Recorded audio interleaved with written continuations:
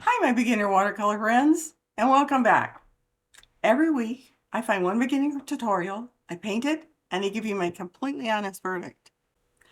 So this week, to be honest with you, when I first saw this tutorial, I thought, well, let's give this one a try and see. So I did, and I have some thoughts.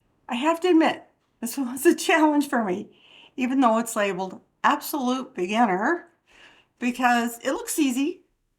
Doesn't always mean it's easy for a beginner like me.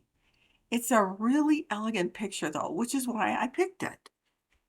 So this is my third attempt down here, and I'll explain that again in just a little bit.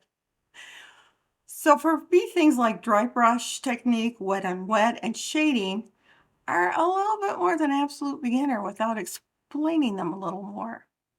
I have a previous video just on dry brush, and I'll put that down in the description. And the wet on wet is always a little bit tricky, especially when using blue and yellow. And on this one, I left a little bit here and didn't fix it because I caught it mostly in time. But if you look real close right here, what happens when you mix yellow and blue? Yes, indeed, you get green. So like I said, this was my third try on the picture, and it's it's okay. It's just okay. Compared to his, my river is a little bit more blue, and if I take and cover that up a little bit more, then it's not quite as ugly. But today is a good, bad, and ugly day. I'm just going to tell you right up front. So this was third try. We'll move it over a little bit. Here is first try. And my yellow was too yellow, and my blues didn't match his blues, and so I just dropped it there and said, okay, no more of that. So then I thought, well, let's try it on. He does it on rough paper, which this is. Let's try really rough. So I had this one started, and again, it wasn't bad, but what I noticed on this was, so pay attention to what he's telling you or what he's painting, because he doesn't tell you a lot. His blue does not come and sit right down on top of the mountains like mine did here.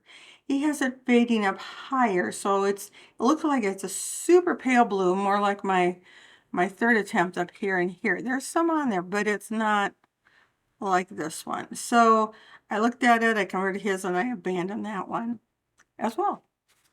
So this was my third attempt, and like I said, to me, it's just okay. So let's talk about the tutorial. I have a rating in there that I had to add, and I'm calling it not quite easy beginner. Just more because he has so many techniques, and we'll get on to supplies in a minute. So many techniques anyway.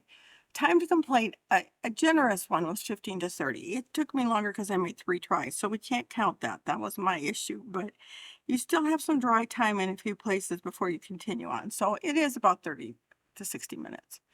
I gave it moderate supplies because he tapes his picture down. So number one, I don't think absolute beginners have tape to tape their watercolor paper down. And second, it's the rough paper. I don't know how many of you that have been with me even for a while have rough paper, but to me, that's not an absolute beginner type of watercolor paper. Typically, you start with cold press and not rough. So it was kind of a combination of those couple things that I gave it a moderate on supplies. And then for the pace of the video, I paused that video more than I paused other videos, to tell you the truth, because I couldn't keep up. And it looks so simple, doesn't that? It looks like such a simple picture. But yeah, he's just got a lot of stuff in there. You let it dry and stuff. And I don't give myself an absolute beginner. I'm still a beginner. I freely admit that. You guys know that I am a beginner, but I don't, for me, the pace of video was, he clipped right along, and that's okay. So for the senior friendliness of it, he doesn't have anything checked. His instructions are there, but he talks about dry brush. He says using the side of the brush, and that's about it. And he says this is what I'm wet, and doesn't really explain what some of those techniques are. So I had to uncheck that one. Also, easy to follow. Like I said, I had to pause it a lot. There is fine detail when he goes back in and does some of the dry brush and does his rock formations. Yeah, I could point that again. His rock formations with the lines here. That to me is a little bit more fine detail, and then he does some shading on his rocks that are popping through here. So to me, that is fine detail. And it says no drawing required. Well, as you can tell from my first drawing, there is drawing required. If you can see this, see my drawing on here. He does not erase his lines nor lighten them. In fact, on this one that I did here, I actually came back in and redrew this when it was done because you couldn't tell where the edge of my painting was.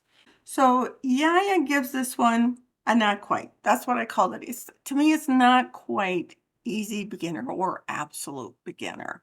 So it's the first time I've given that. It's a really, if you look at his picture, it's a really pretty, we saw at the beginning, it's a really pretty picture and elegant. And I like that about it. But it's, to me, it has too many techniques, supplies that aren't expected for a beginner. So I want to be straight with you. My opinion is just my opinion, but I think this is better suited for someone who already has a little watercolor experience.